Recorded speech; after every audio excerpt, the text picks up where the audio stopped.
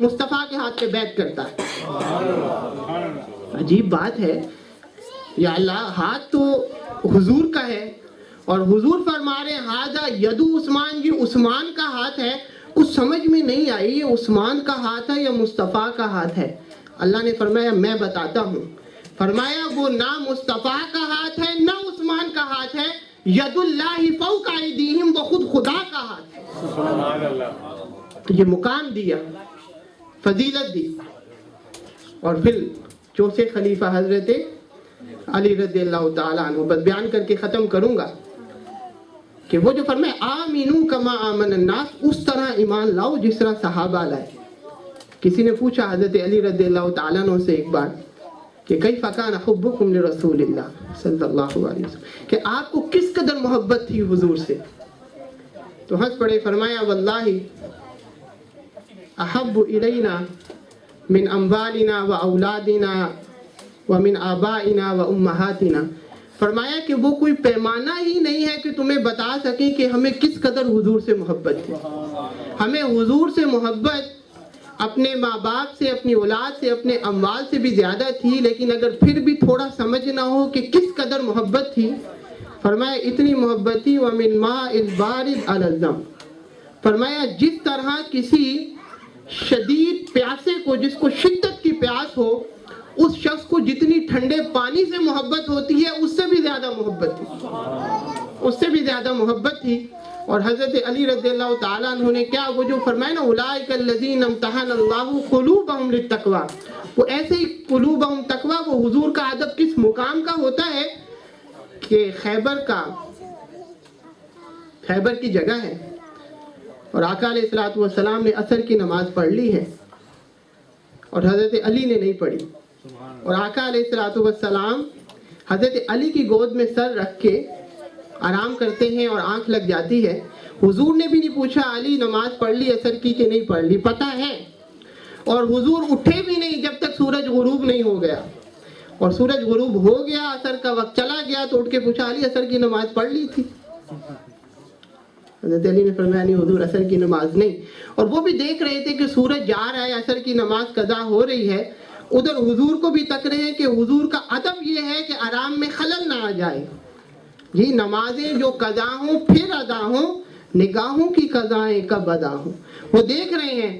حضور نے پوچھا کہ علی نماز پڑھ لی؟ نہیں نماز تو نہیں پڑھی. اور فرمایا پڑھ لو، قضا پڑھ لو. اب سوالیہ نگاہوں سے حضرت علی نے دیکھا کہ حضور آپ پہ قربان کی ہے اور پڑھوں بھی قضا. حضور سمجھ گئے. حضور نے ہاتھ اٹھا دیے، فرمایا یا اللہ ان علی فی طاعتک و فی طاعت رسولک، کہ علی جو ہے وہ مولا تیری اطاعت میں اور تیرے رسول کی اطاعت میں تھا تو سورج کو واپس لٹا دے تاکہ وہ عصر کی ادا نماز پڑھ لے. صحابہ نے فرمایا ہم نے دیکھا سورج واپس لوٹا اور حضرت علی نے ادا نماز پڑھی. تو اللہ پاک نے ہم سے جو ریکوائر کیا ہے، جو مانگا ہے کہ ایمان کیسا لائے، آمینو کما آمن الناس. ان صحابہ کا عشق دیکھو، ویسا ایمان لاؤ گے تو متقی بنو گے. جو سنا ہے اللہ پاک اس کو سمجھنے کی اور عمل کرنے کی توفیق عطا فرمائے. وآخر دعوانا ان الحمدللہ رب العالمین.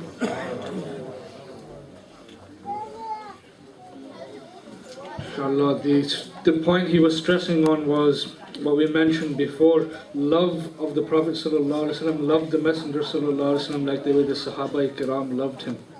And the way they loved him was they acted upon every action, every sunnah of the Prophet sallallahu alaihi wasallam. They acted upon that. And he's mentioned the verse, the Holy Quran, where Allah subhanahu wa ta'ala says, "O you who believe in Allah like the way those people believed in Allah." And those were the Sahaba, the companions of the Prophet sallallahu alaihi wasallam. They believed in Allah in such a way that they made the Sunnah, the love of the Prophet sallallahu alaihi wasallam, as a center point in their life.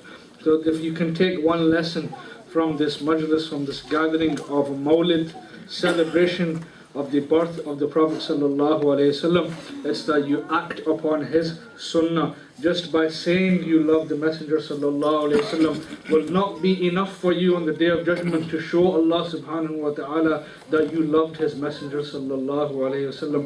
On that day, it's not your tongues that will speak, it's your a'mal, your actions, the actions that you performed in love of Allah and imitating the Messenger sallallahu alaihi wasallam, that's what is going to speak for you on the Day of Judgment. So please take this lesson from this beautiful talk that was done, in that the love of the Prophet sallallahu alaihi wasallam is following his sunnah.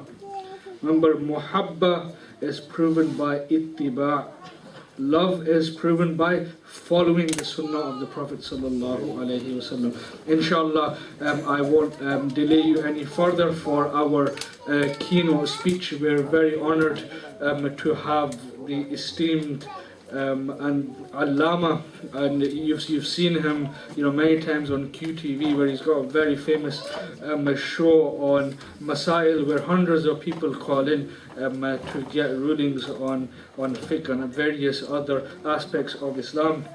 We're very honored that he's here with us today. So I'd like to call forward Hazrat Allama Mufti Muhammad Akmal Sahab to mesmerize us with his words of wisdom. Nare Takbir, Nare Risalat, Nare Risalat, Ulama'i Ahle Sunnat.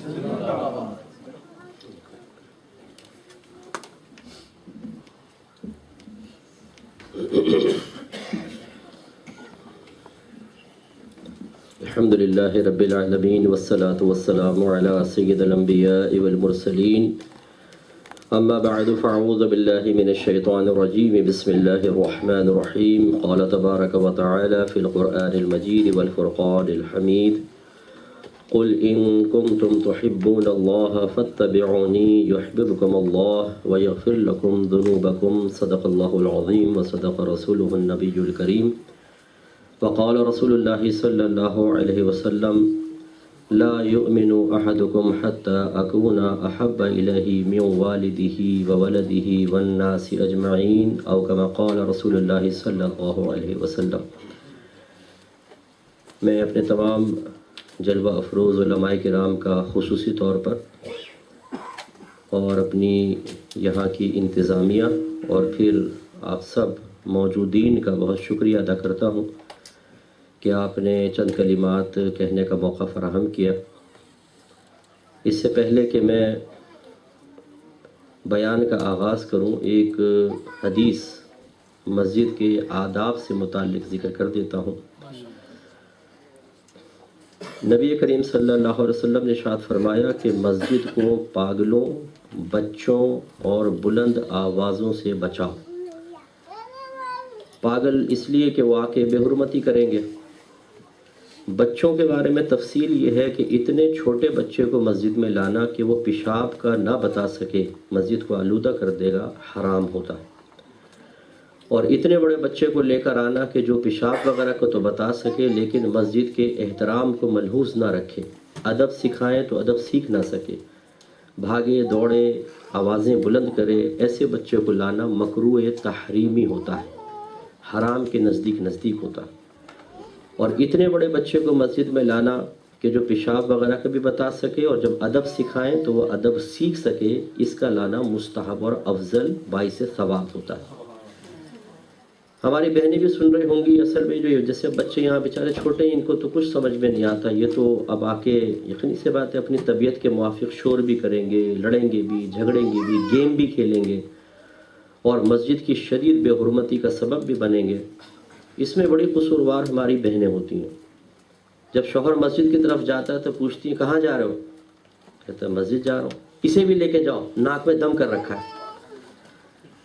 یعنی اب گویا کہ ہمارا ناک میں دم ختم ہو اور مسجد والوں کا شروع ہو جائے. اب وہ بچے مسجد میں آ کے کوئی چودھری صاحب کے پاؤں کے نیچے سے نکل رہا ہے. ایسے ایسے منظر دیکھیں اور نماز پڑھتے پڑھتے ایک دم نیچے سے نکل جاتا ہے. وہ چودھری صاحب دیکھتے ہیں کون نکلا تو وہ بچہ ہوتا ہے. تو یہ بچے چھوٹے چھوٹے ان کو پتہ نہیں ہوتا تو برا نہیں مانیے گا، کیونکہ جب کوئی نصیحت ہم سنتے ہیں نا تو ہمارے قلب میں بعض اوقات موجود ایک تکبر جاگتا ہے اور وہ تکبر ہمیں مجبور کرتا ہے ہدایت کو قبول نہ کرنے کی طرف. بھئی یار یہ کون ہوتے ہیں، بچے نہیں آئیں گے تو اور کون آئے گا، کون منع کر سکتا ہے مجھے. بعض اوقات برادری پیچھے ہوتی ہے پوری تو مجال ہے جو کوئی امام صاحب بیچارے کہہ سکیں. بعض اوقات آئمہ اس خوف کی وجہ سے تلقین کرنے سے رک جاتے ہیں کہ سامنے شیر بیٹھا ہوا ہے جو بات بعد میں کرتا ہے، پنجہ پہلے مارتا ہے. لیکن برا نہیں مانیے گا اور اپنی ذہن بنائیں کہ جب میرے آقا صلی اللہ علیہ وسلم نے نصیحت فرمائی تو کس نے آپ کے سامنے سر جھکایا اور کس نے تکبر سے اٹھایا، یہ آپ بھی جانتے ہیں۔ سیدنا صدیق اکبر، عمر فاروق، حضرت علی، حضرت عثمان، حضرت بلال، انہوں نے سر جھکا دی، اور اگر سر اٹھایا تھا تو ابو جہل نے، ابو لہب نے، ابی بن خلف، یہ دیگر جو گستاخان رسول تھے، انہوں نے سر اٹھایا سرکار کے احکام کے سامنے۔ تو ہمیشہ یاد رکھیے کہ جب کوئی تلقین کرے، اگر آپ کے کوئی روش، کوئی رسم، کوئی رواج پہلے سے غلط قائم ہو، تو یہ نہیں کہ ہم ضد میں آ کے اس پہ اڑ جائیں اور ائمہ کے سامنے بدتمیزیاں کر کے اپنے ایمان کو خطرے میں ڈالیں، بلکہ ہمیں چاہیے کہ حق کو قبول کریں۔ اگر یہ غیر مسلم ہماری مسجد میں آ کر دیکھے، وہ کبھی بھی ہمارے اس ماحول سے متاثر نہیں ہو سکتا ہے۔ جو مسجد صرف چھوٹے ہی نہیں، بڑی معذرت کے ساتھ نماز ختم ہوتی ہے تو ہمارے بڑے بھی مچھلی مارکیٹ بنا دیتے ہیں، ساری باتیں مسجد کے اندر ہو رہی ہوتی ہیں اور اتنا شور شرابہ ہوتا ہے جس کی کوئی انتہا نہیں لگتا کہ ہم ایک مسجد کے اندر کھڑے ہیں جہاں ادب، احترام چاہیے، آواز ہلکی چاہیے، پست آواز ہونی چاہیے۔ نہیں، ہم کہتے ہیں اس کو بیت اللہ ہے، اللہ کا گھر۔ کسی کے مہمان بن کر جائیں گے تو شاید وہاں پہ تھوڑی دیر خاموش رہیں گے کہ نہیں یار، بچوں سے بھی کہتے ہیں شور نہ مچاؤ، ہم کسی اور کے گھر آئے ہوئے ہیں۔ لیکن جب اللہ کے گھر میں آتے ہیں تو اس یقین کے باوجود کہ ہم وقت اللہ تبارک و تعالی ہمیں ملاحظہ فرما رہا ہے اور اللہ تعالیٰ کی خصوصی رحمت مسجد کی طرف متوجہ ہے، ہمارے بڑے خود بچوں کے لیے غلط رول ماڈل بنتے ہیں اور الٹی سیدھی باتیں اور شور شرابہ، سیاست سے لے کر، کھیل سے لے کر گھر تک کی باتیں سب مسجد میں ہو رہی ہوتی ہیں۔ تو اس لیے میں گزارش کرتا ہوں کہ اصول ہمیشہ یاد رکھیے گا، جب چھوٹا بچہ کوئی غلط کام بڑے کی گائیڈ لائن پر یا بڑے کی اجازت سے کرے گا تو بچے تو چونکہ ابھی مکلف نہیں ہیں، گناہ بڑے کے نام اعمال میں لکھا جاتا ہے۔ اسی لیے اگر نابالغ کو سونا پہنایا لڑکے کو تو والدین گنہگار، اسی طرح لڑکے کو مہندی لگائی تو والدین گنہگار ہوں گے، کیونکہ بچہ تو مکلف نہیں ہوتا ہے۔ ایسی مسجد میں کسی چھوٹے بچوں کو لے کر آئے، بیچارے مکلف نہیں ہیں، ان کو نہیں معلوم، لیکن لانے والے گنہگار ہوں گے۔ تو اس لیے یہ تھوڑی سی تمہید میں نے ایک مسئلے کے سلسلے میں عرض کی۔ خدا را آپ اپنی مسجدوں کو بالکل باادب بنائیں۔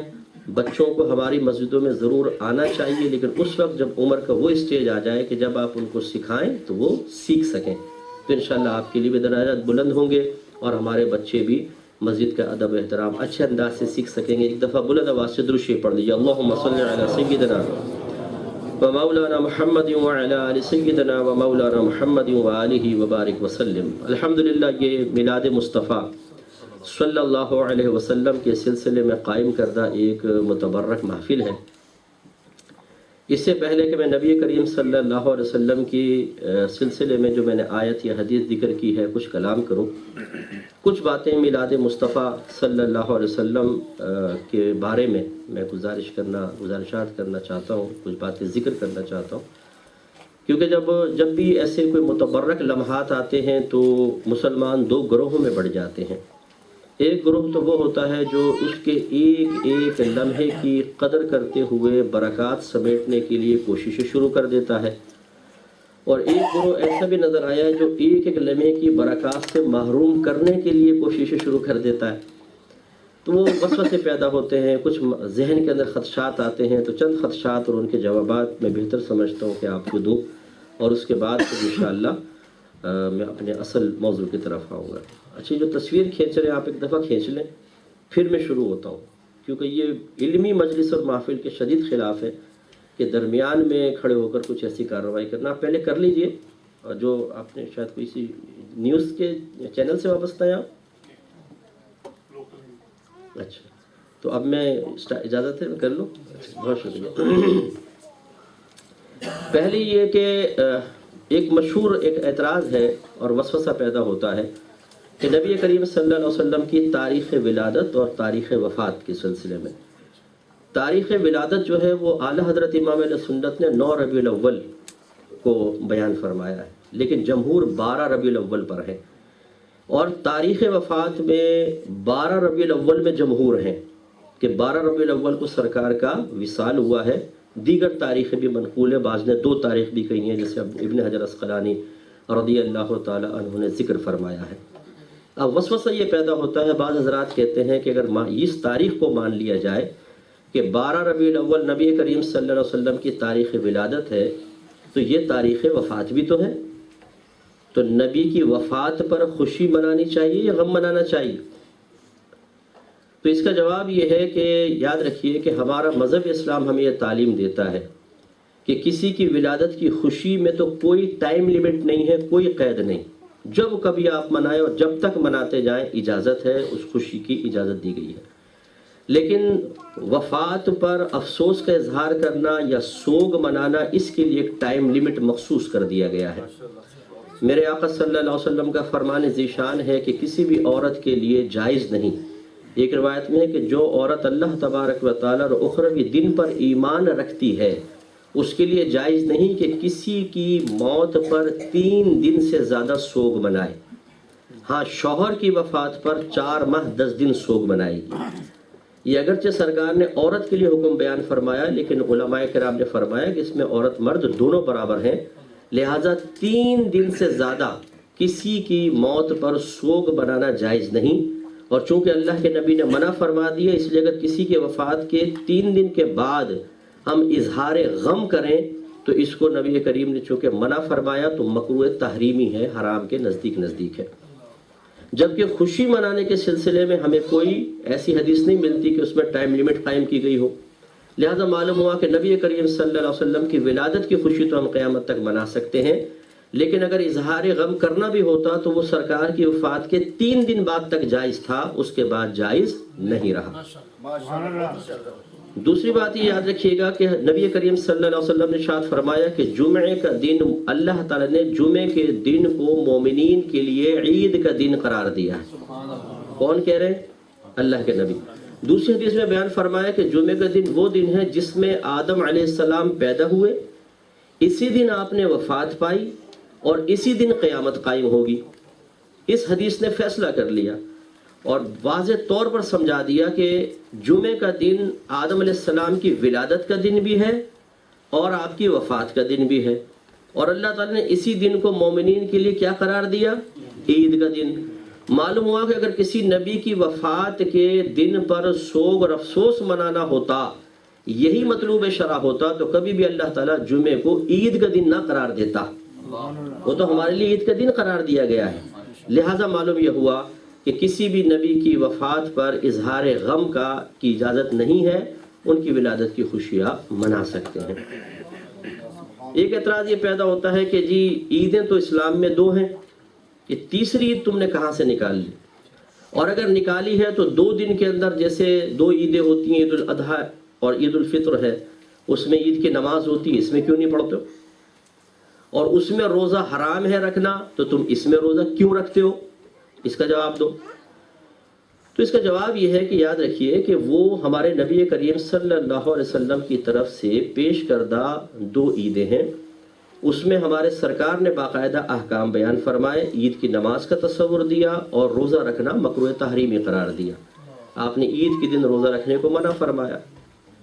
یہ جو ہم عید میلاد النبی مناتے ہیں، اگر ہم یہ کہتے ہیں کہ یہ اسی طرح جو 2 عیدیں ہیں جس کا تصور اللہ کے نبی نے دیا، اسی طرح کی شرعی عید ان 2 عیدوں کی طرح اس کو بھی مانتے ہیں، تو پھر تو ہم خود یہ کہتے کہ اس میں عید نماز بھی ہونی چاہیے اور روزہ رکھنا حرام ہونا چاہیے۔ لیکن جب ہم اس کو عید تو کہتے ہیں لیکن نہ روزہ رکھنے کو منع کرتے ہیں، نہ نماز کا حکم دیتے ہیں، تو اسی سے ہماری نیت ظاہر ہوتی ہے کہ ہم نے اس کو ان 2 عیدوں کی مثل عید قرار نہیں دیا ہے، بلکہ جس طریقے سے عید بار بار لوٹ کر آتی ہے اور انسان اظہار خوشی کرتا ہے، اسی طریقے سے ہم نے نبی کریم صلی اللہ علیہ وسلم کی ولادت باسعادت کی نسبت سے اس کو عید کا یا خوشی کا دن قرار دے کر اس میں اظہار خوشی کو اپنایا ہے۔ جیسے جمعے کے دن کو اللہ کے نبی نے عید کا دن قرار دیا، یہ تو اللہ کے نبی نے قرار دیا نا، ہم نے تو نہیں بتایا اس میں نماز ہے نہیں ہے، جیسے عید کی نماز ہے ویسی تو نہیں ہے نا۔ اور کیا جمعے کے دن خاص روزہ رکھنا منع ہے؟ نہیں ہے۔ اس کا مطلب یہ ہوا کہ جب اللہ کے نبی نے اس کو عید کا دن قرار دیا تو ان 2 عیدوں سے ہٹ کر ایک نیا تصور پیش فرمایا، ان 2 عیدوں کا الگ تصور، ان کا الگ تصور۔ اسی طریقے سے جب عید میلاد النبی مناتے ہیں، ہم یہ نہیں کہتے کہ یہ ان 2 عیدوں کی مثل عید ہے، بلکہ ہم کہتے ہیں کہ یہ ان دو عیدوں سے بڑھ کر عید ہے، اس لیے کہ وہ عیدیں بھی اس عید کے صدقے میں حاصل ہوئی ہیں، اور ہم اس کو شرعی اعتبار سے اس طرح کی عید نہیں مانتے کہ جس میں ایک نماز بھی ہے اور جس میں روزہ رکھنا منع ہے، تو یہ اعتراض ہم پر وارد نہیں ہوتا ہے۔ بعض بھائی کہتے ہیں کہ کیا اللہ کے نبی نے اس کا حکم دیا؟ خود عید میلاد النبی منائی، صحابہ کرام نے حکم دیا انہوں نے منائی؟ نہیں، تو بس پھر آپ بھی نہ منائیں۔ پہلے ایک بات سمجھ لیں اچھی طریقے سے کہ میلاد ہے کیا۔ ایک تو میلاد لغوی اعتبار سے ہے ایک سرکار کی ولادت، ٹھیک ہے، سرکار کی آمد کا تذکرہ میلاد، لیکن جو اعتراض ہوتا ہے نا وہ اصطلاحی میلاد پر ہے، اور ہم بھی جب میلاد کا لفظ کہتے ہیں تو صرف ولادت مراد نہیں ہوتی، بلکہ ہم آج کل جو میلاد کا ایک اصطلاحی مفہوم ہے وہ مراد لیتے ہیں۔ جب ہم کہتے ہیں ہم نبی کریم کی میلاد منا رہے ہیں تو اس کا مطلب کیا ہے؟ سرکار کی ولادت کے واقعات بیان کرنا، آپ کے فضائل، آپ کے کمالات، آپ کے اوصاف، آپ کے معجزات کا تذکرہ، پھر کھانا کھلانا، محافل کا انعقاد کرنا، نعتیہ محافل ہیں، بیانات ہو رہے ہیں، جلوس نکالنا، لائٹنگ، دودھ پلانا، اس تمام کے مجموعوں کو کہتے ہیں ہم میلاد مصطفیٰ کر رہے ہیں، یہ میلاد مصطفیٰ منا رہے ہیں۔ اعتراض کرنے والا بھی اس پر اعتراض کرتا ہے کہ اس حیات قضائیہ میں جس طریقے سے آج آپ کر رہے ہیں، کیا کبھی اللہ کے نبی نے کیا؟ صحابہ نے کیا؟ نہیں۔ کیا انہوں نے حکم دیا؟ نہیں۔ تو بس اس کا مطلب ہے جو اللہ کے نبی نے نہیں کیا، صحابہ نے نہیں کیا، حکم بھی نہیں دیا، تو پھر یہ ناجائز ہوگا۔ تو آپ کی خدمت میں گزارش ہے، اس کا جواب یہ ہے کہ یہ ضابطہ قاعدہ ہی بالکل غلط ہے کہ اللہ کے نبی نے کیا ہو تو کام جائز ورنہ نہیں، صحابہ کرام نے کوئی کام کیا ہو اور اس کو حکم دیا ہو تب بھی جائز ورنہ نہیں، ایسا کوئی ضابطہ قاعدہ نہیں۔ اگر یہ ضابطہ قاعدہ بنا لیا جائے تو پھر اس کو دین کے ساتھ ہی محدود کیوں رکھیں؟ اس کو تو پھر ہر چیز میں عام کر دینا چاہیے نا، چاہے دین ہو چاہے دنیا۔ جب اللہ کے نبی نے حکم نہیں دیا تو دین کا کام بھی منع اور دنیا کا کام بھی منع، اور جب اللہ کے نبی نے نہیں کیا تو دین کا کام بھی منع اور دنیا کا کام بھی منع۔ تو اب آپ بتائیے جو آپ نے ٹوپیاں پہن رکھی ہیں کیا نبی کریم نے کبھی پہنی تھیں؟ یہ اس کا حکم دیا؟ آپ قالین پہ بیٹھ کر بیان سن رہے ہیں، کبھی اللہ کے نبی نے سنا؟ صحابہ کرام نے سنا؟ جو آپ نے چشمے پہن رکھے ہیں کیا سرکار نے کبھی پہنے اس کی اجازت دی؟ صحابہ کرام نے پہنے اس کا حکم دیا؟ جو آپ نے گھڑیاں پہن رکھی ہیں، جو آپ نے کوٹ پہن رکھے ہیں، جو میری بہنوں نے لباس پہن رکھے ہیں، جو آپ پیزے کھاتے ہیں، جو بریانیاں کھاتے ہیں، جو چاکلیٹ کھاتے ہیں، بعض کہتے ہیں جی تو یہ جہالت کی باتیں کر رہے ہیں آپ، ہم دین کی بات کر رہے ہیں آپ دنیا کی۔ میں کہتا ہوں آپ دین کے ساتھ مقید کیسے کر رہے ہیں ضابطے کو؟ آپ تو مطلقاً ایک ضابطہ کہہ رہے ہیں کہ جو کام اللہ کے نبی نے نہیں کیا وہ ناجائز، جو صحابہ نے نہیں کیا وہ ناجائز۔ اور اگر چلے ہم آپ کی بات مان لیتے کہ جی ہماری مراد دنیا نہیں ہے، ہماری مراد تو دین ہے، تو میں پھر آپ سے عرض کرتا ہوں کہ پھر آپ کا یہ ضابطہ بھی غلط ہے کہ صحابہ کرام نے کیا ہو تب ہم کریں گے، صحابہ نے نہیں کیا تو نہیں کریں گے۔ یہاں تک بھی نہ آئے، اللہ کے نبی کو معیار بنائیں، بس اللہ کے نبی نے کیا تو صحابہ کرام بھی کرنا چاہیے تھے، اللہ کے نبی نے نہیں کیا تو صحابہ کرام کو بھی اس کو رکنا چاہیے تھا۔ کیوں؟ اس لیے کہ یہ تصور خود صحابہ کرام سے ہمیں حاصل ہوا ہے، اور اس کا جواب بھی صحابہ کرام نے دے دیا۔ جب سرکار کا وصال ہوا، پہلے قرآن کتابی شکل میں جمع نہیں تھا، مسیلمہ کذاب نے نبوت کا دعویٰ کیا، ابو بکر صدیق رضی اللہ تعالیٰ عنہ نے لشکر بھیجا، کثیر صحابہ اس میں شہید ہوئے جو حافظ قرآن تھے۔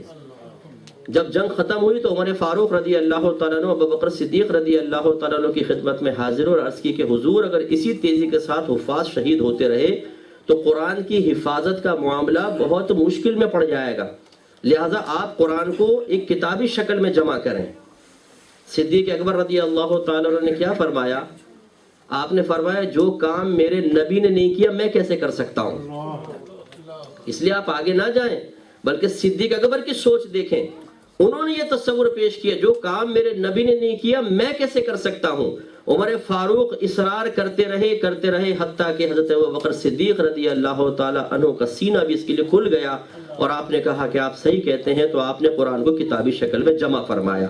معلوم ہوا کہ یہ صحابہ کے بعد کا تصور نہیں، صحابہ کی زندگی میں تصور قائم کریں کہ جو اللہ نے کہ نبی نے کام نہیں کیا، جس کا حکم نہیں دیا، ہم کیسے کر سکتے ہیں۔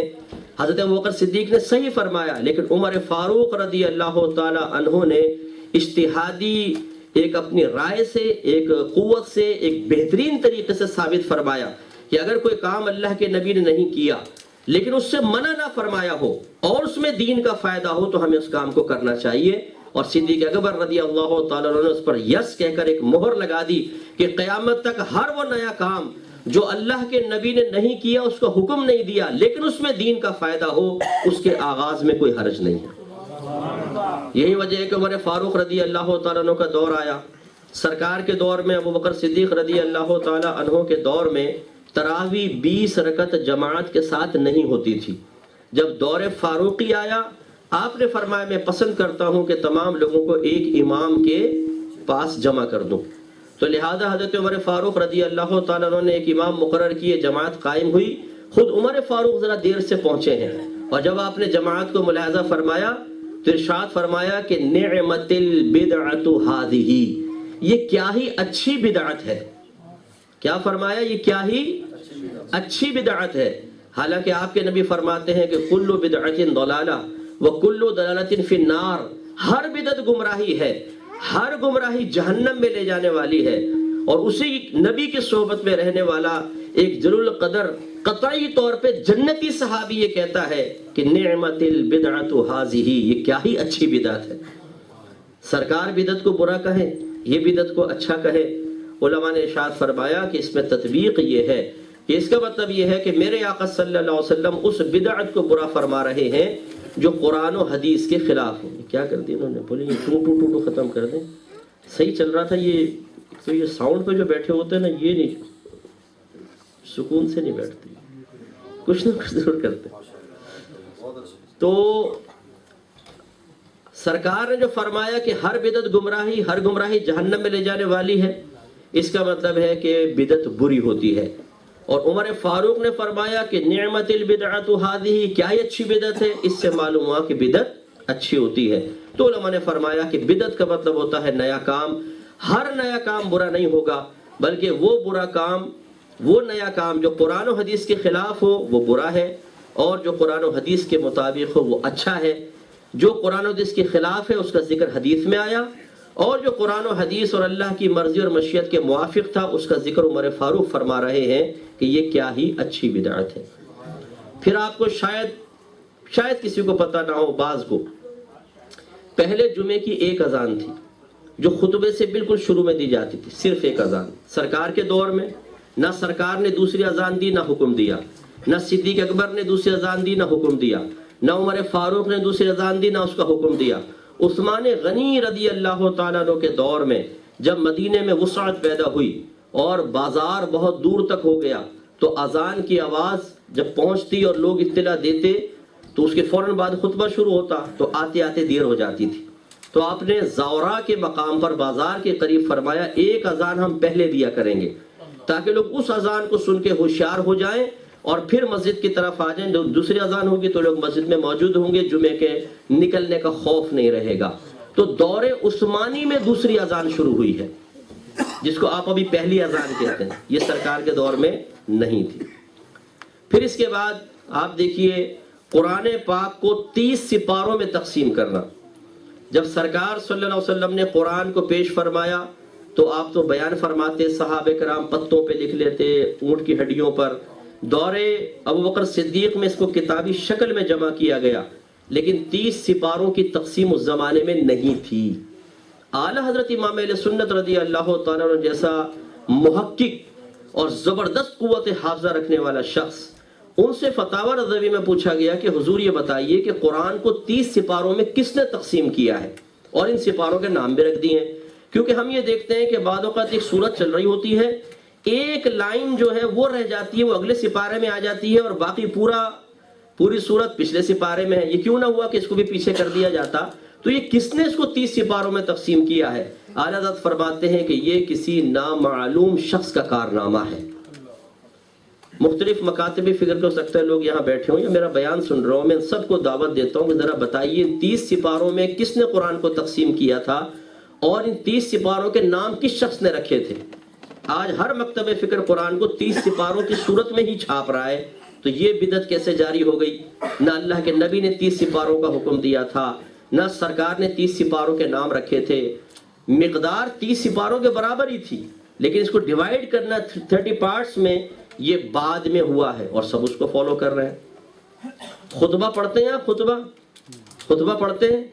میرے سرکار نے اور چاروں خلفاء راشدین نے نہ انہوں نے کیا نہ حکم دیا کہ اس میں سرکار نے فرمایا میرے صحابہ کا ذکر کرنا